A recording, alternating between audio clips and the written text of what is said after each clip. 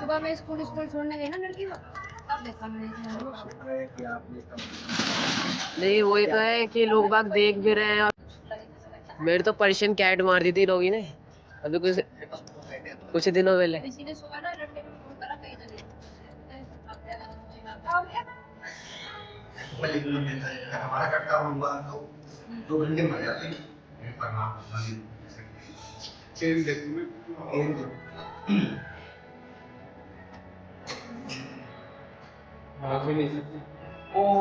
तो अभी मैं एम्बुलेंस वाले भैया को लेने के लिए जा रहा हूँ बिकॉज हमारी यहाँ आने के लिए बहुत ज़्यादा गलियाँ पड़ती है, जाम लगता है। तो अगर मैं लेने जाऊँगा तो वो थोड़ा जल्दी आ पाएंगे, तो इसलिए मैंने सोचा कि मैं ही जाऊँ। तो अभी भैया जो है माता वाला बाग पर मेरे को मिलेंगे, तो जा करके उन्हें लेके आते हैं। भाई ये भी जा रही है यहाँ से तिब्बतियन की ट्रांसपोर्ट व्हीकल उस पेट को लेकर के। अभी हॉस्पिटल आया है भाई।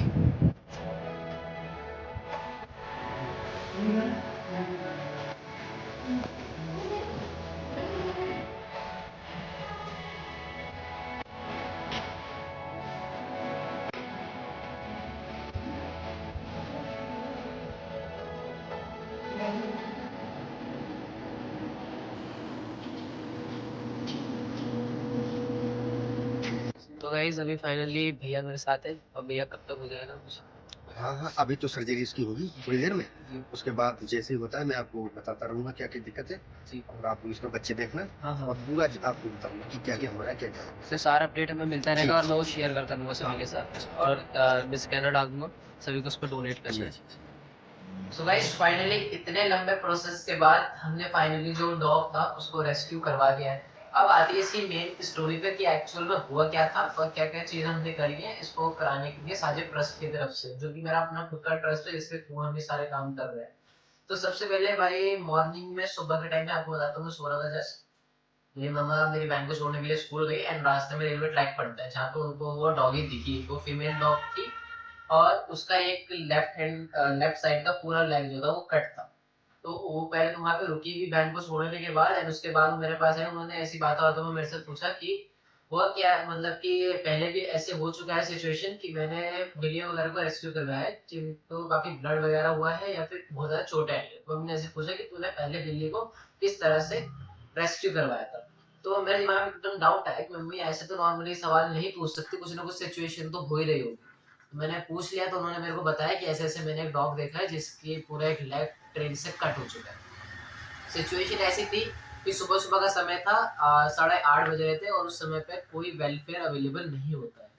तो मैंने सबसे पहले वहाँ पे विजिट किया, जाकर के सिचुएशन को समझा कि सिचुएशन क्या है, क्या क्या हम कर सकते हैं और किस तरह से हम उसकी जान बचा सकते हैं।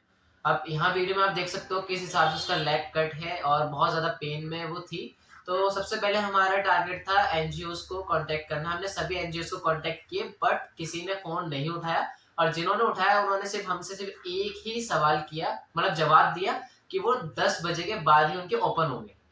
एंड इन दी एंड बहुत ज्यादा कोशिश करने के बाद मुझे एक और नंबर प्राप्त हुआ जिसका नाम था तिब्बतियन एनिमल वेलफेयर।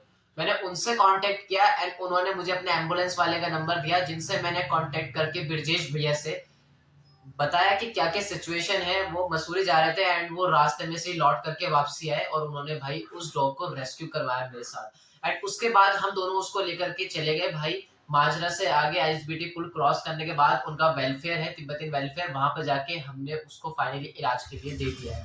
जहाँ की वीडियोस आप यहाँ साइड में और आगे भी देख पाओगे कि कैसे कैसे सारा प्रोसेस रहा और सुबह सुबह सब काम धाम छोड़ के आपका भाई इन चीजों में लगा है।